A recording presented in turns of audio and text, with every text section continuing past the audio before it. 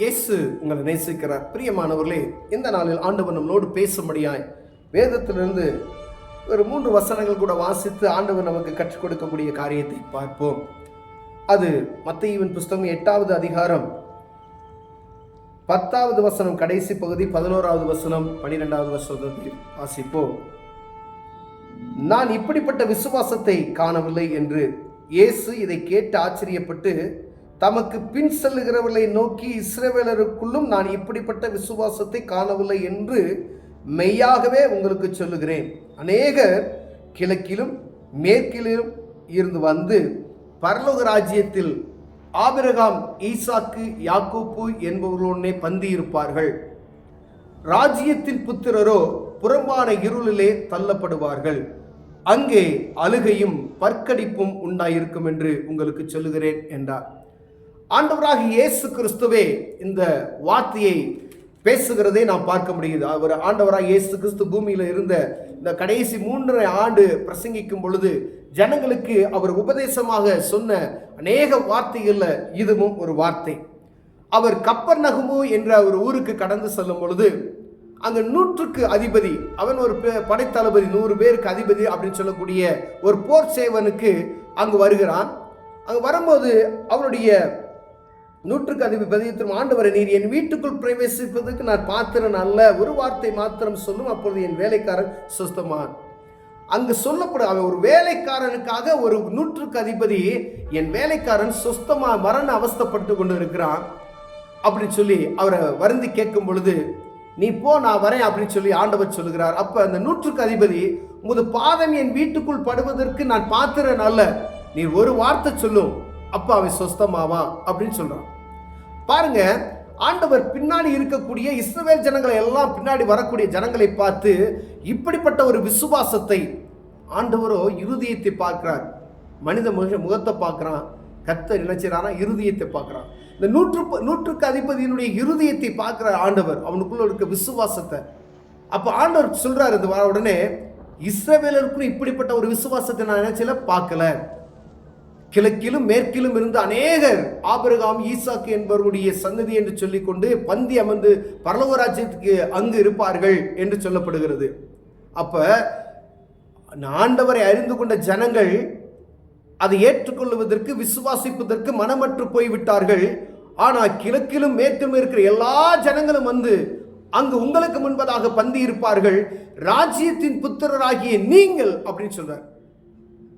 அவ்வளவு வேதனையான ஒரு காரியம் பாருங்களேன். இந்த 100க்கு அதிபதியுடைய விசுவாசத்தை பார்த்து தான் ஆண்டவர் சொல்றார், நீ ஒரு வார்த்தை சொல்லு ஆண்டவரே, என் வேலைக்காரன் சுஸ்தமாவான். அதே மாதிரி அவன் சுஸ்தமாயிட்டான். ஆண்டவர் சொல்றார், ஜனங்களை, பின்னிருக்கிற ஜனங்களை, தன்னோடு இருக்கிற ஜனங்களை, தன்னை விசுவாசித்த ஜனங்களை பார்த்து, இந்த மனுஷனுக்குள்ள இப்படிப்பட்ட ஒரு விசுவாசம் இருக்கு, உங்களுக்குள்ள அந்த விசுவாசம் இல்லையே, என்னையே பின்பற்றி வருகிற உங்களுக்குள்ள இப்படிப்பட்டதான விசுவாசம் இல்லையே என்று பார்த்து தான் சொல்றாரு. அந்த காரியத்தை ஆண்டவர் சொல்லும் பொழுது எவ்வளவு வேதனையான ஒரு காரியம் பாருங்க. ஆபிரகாம், ஈசாக்கு, யாக்கோப்பு என்பவருடைய அவர்கள்லாம் பந்தி இருப்பாங்க. கிழக்கிலும் மேற்கிலும் எங்க திசையிலும் இருக்கிற எல்லா ஜனங்களும் வந்து ஆண்டவரை விசுவாசித்து நம்மோடு முன்பாக அவர்கள் போய் என்ன செய்வாங்களாம், அவருடைய பந்தியில் இருப்பார்கள் என்று சொல்லப்படுகிறது.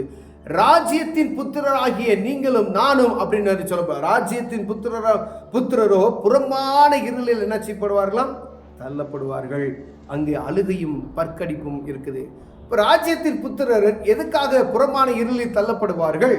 பரலோகத்துக்கு ஏற்ற காரியங்களை அவங்கள்ட்ட இல்லை, விசுவாசம் கிடையாது, ஆண்டவருடைய வார்த்தைக்கு அவங்க கீழ்ப்படிந்து நடக்கல. இது நிமித்தமாய் அங்கு உள்ளே நுழைவதற்கு அவர்களுக்கு வாசல் இல்லை. அவர்கள் எங்க கடந்து செல்ல முடியும்? நரகத்துக்கு கடந்து செல்லக்கூடிய ஒரு காரியத்தை ஆண்டவர் இங்கு எழுதி வைத்திருக்கிறார்.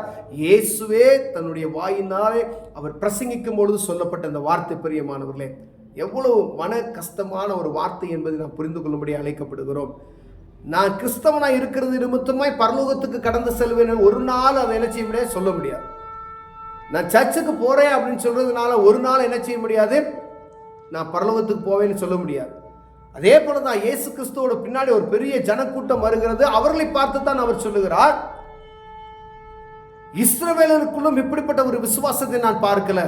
அப்ப அந்த மனிதன் ஆண்டவருக்குள்ள எப்படி ஒரு விசுவாசமா இருப்பாரு பாருங்க. அநேக அற்புதங்கள் நடக்கிறதை நாம பார்த்துருக்கோம் பூமியில.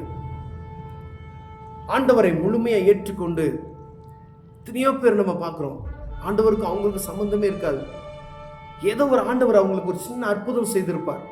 தன்னை முழுமையாக அவர்கள் அர்ப்பணித்து ஆண்டவருக்கு வல்லமையாக எடுத்து அவர்கள் பயன்படுத்துகிறதை நாம் பார்த்து கொண்டு இருக்கிறோம். நம்ம குறப்பேசி அடுத்தவங்களை குறை சொல்லி நம்முடைய ஆவிக்குரிய வாழ்க்கையை கெடுத்து அந்த விசுவாசத்துல உறுதி இல்லாதபடி நாம் இருக்கிறபடியினாலே நம்ம பார்த்து தான் ஆண்டவர் சொல்லுகிறார், ராஜ்யத்தின் புத்திரர் என்று நீ அழைக்கப்படுகிற நீங்கள், ராஜா வீட்டு பிள்ளை என்று சொல்லக்கூடிய நீங்கள், ராஜவம்சம் என்று சொல்லக்கூடிய நீங்கள், ஆசாரிகளும் ராஜாக்களுமாய் இருக்கிறீர்கள் என்று சொல்லப்படுகிற நாம் அழுகையும் பற்கடிப்பும் உள்ள இடத்திற்கு அப்படின்னு சொல்லப்படுகிறது. அப்ப எவ்வளவு ஜாக்கிரதையா இருக்கும். இது ஆண்டவர் சொல்லுகிறார், நீ இதை கேட்கல அப்படின்னா இப்படி நடந்து போயிடும், விசுவாசம் உனக்கு இல்லை அப்படின்னா இப்படி இருக்கும், உலகத்துல மேன்மையா இருக்கிறது போல தெரியும், இது மாயை என்பதை நான் புரிந்து கொள்ளணும். பிம்பம் அப்படியே ஒரு மாயை இப்படி அழகா தோன்றுகிறது அப்படின்னா அது மாயை, அது அழிந்து போகும். அழியாத நித்தியமான ஒரு இடம் உண்டு என்பதை இருதயத்தில் எப்பொழுது நமக்குள்ள ஒரு ஒளி அடித்துக்கொண்டே இருக்கும்படி அழைக்கப்படுகிறோம். பாவம் செஞ்சா பாவம் செய்யறதுக்கு முன்னாடி கிட்டக போகும் பொழுதே நமக்குள்ள ஒரு ஆவியானவர் இருப்பாருன்னா அது நமக்கு உணர்த்தி கொண்டே இருப்பார். நீ போய் பாவம் செய்யும் பொழுது இருதயம் உங்களுக்கு உணர்த்தல அப்படின்னா ஆவியானவருக்கு உங்களுக்கு சம்பந்தமே இல்லைன்னு நினைச்சுக்கணும். நீங்க ஒரு காரியத்துல தப்பான ஒரு காரியத்தை செய்றீங்கன்னா மனம் படபடன்னு அடிச்சுக்கணும். அப்படி படபடன்னு அடிக்கல அப்படின்னா நம்ம ஆவியானவரோட விட்டு தூரத்தில் இருக்கிறோம் அப்படின்னு அர்த்தம். அப்ப இயேசு கிறிஸ்துவை பிரதிபலிக்கிறவர்களாய் நாம் காணப்படுறோம். அவர் அதனால்தான் வந்தார். நம்முடைய பாவத்தை மன்னிப்பதற்காக ஆண்டவராய் இயேசு கிறிஸ்து பூமிக்கு வந்ததின் நோக்கம் உங்களையும் என்னையும் விலை கொடுத்து வாங்கியிருக்காரு, ரத்தத்தை கொடுத்து வாங்கியிருக்கிறாரு. என் புள்ள பாவியான மனுஷன், என் ரத்தத்தை சிந்தி அவனை விலைக்கு வாங்கியிருக்கிறேன். அப்ப ராஜ்யத்தின் புத்திரராகிய நாம் எங்கு செல்லணும்? பரலோக ராஜ்யத்துக்கு செல்லணும். ஏன்னா நமக்கு விலைக்கரையும் கொடுத்து செலுத்தப்பட்டு இருக்கிறது. ஆனா வேதம் சொல்லுகிறது, ராஜ்யத்தின் புத்திரரோ புறமான இருளிலே தள்ளப்பட்டு, அங்க என்ன இருக்குமா? அழுகையும் பற்கடிப்பும் இருக்கும். ஒரு வாய்ப்பு ஆண்டவர் நமக்கு கொடுத்திருக்கிறார். மீண்டுமாய் 2026 வருடங்களாய் இந்த சத்தத்தை எங்கும் தொனித்துக் கொண்டு இருக்கிறதை நாம் பார்க்க முடிகிறது. கடைசி வாய்ப்பாக கூட இது இருக்கலாம். இது ஆண்டவர் உங்களுக்கும் எனக்கு கொடுக்கிற ஒரு வாய்ப்பு என்பதை அறிந்து செயல்படும்படி அழைக்கப்படுகிறோம். அப்படி நம்ம அறிந்து செயல்படுவோம் ஏனால் அந்த நித்திய இடத்துக்கு அழைப்பதற்கு ஆண்டவர் நம்மை விருப்பப்படுகிறபடினாலே உங்களோடு என்னோடு பேசுகிறார். இந்த சத்தத்தை கேட்டுக்கொண்டு இருக்கிற என் அன்பு சகோதரனே சகோதரியே, ராஜ்யத்தின் புத்திரர் பரலோகத்துக்குள் கடந்து செல்லணும். அவர்கள் புறமான இருளில் தள்ளப்படக்கூடாது. அப்ப ராஜ்யத்தின் புத்திரர் எப்படி இருக்கணும்? ராஜாக்களை போல நீதி உள்ளவர்களாய், நியாயம் உள்ளவர்களாய், உண்மையுள்ளவர்களாய், உத்தமம் உள்ளவர்களாய் காணப்படும்படி அழைக்கப்படுகிறோம். ராஜ்யத்தின் புத்திரரோ என்று சொன்னார் நம்மளை பார்த்து. அப்ப கிழக்கிலும் இலக்கிலும் இருக்க வர எல்லா ஜனங்களும் அங்க என்ன, ஆபிரகாமினுடைய ஈசா யாக்கோபின் பந்தில இருப்பாங்க. நான் எந்த இடத்துல இருக்கிறேன் நான் அறிந்து கொண்டு, எல்லாம் எனக்கு தெரியும், ஏதோ ஒரு சூழ்நிலை ஆண்டவருக்கு தூரப்படுத்திட்டேன், ஒரு வாய்ப்பு ஆண்டவர் உங்களுக்கு கொடுக்கிறார். மீண்டும் அவரோடு இணைந்து ஓடுவதற்கு கற்றுக்கொள்ளுங்கள். ஆண்டவர் உங்களை ஆசீர்வதிப்பார். கண்களை மூடுவோம், ஜெபிப்போம். அன்பின் தகப்பனே, ராஜ்யத்தின் புத்திரர் ஒரு நாள் இருளில் தள்ளப்படாதபடி பாதுகாத்துக் கொள்ளுங்க ஆண்டவரே. இயேசுவின் நாமத்தில் பிதாவே, ஆமென்.